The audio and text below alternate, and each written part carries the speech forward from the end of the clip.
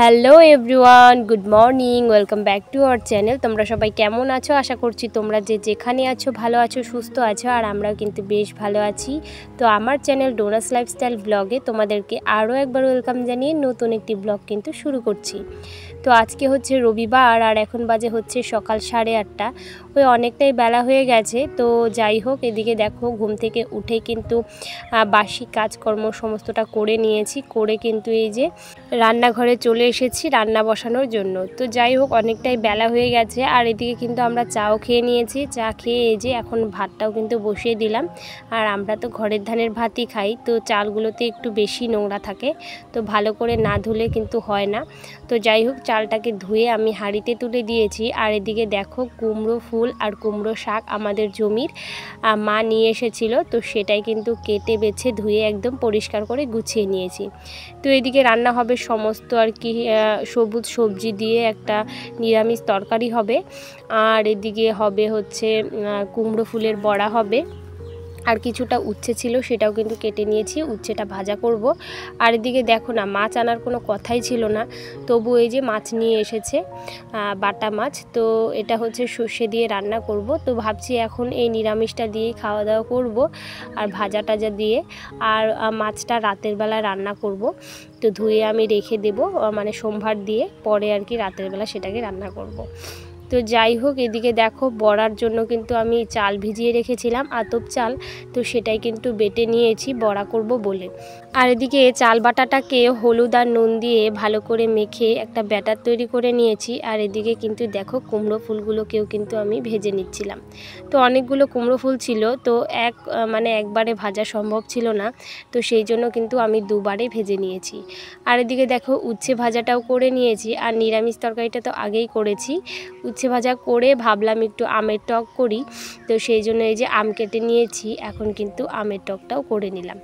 এইদিকে দেখো রান্নাবান্না কমপ্লিট করে সমস্তটা গুছিয়ে নিয়েছি।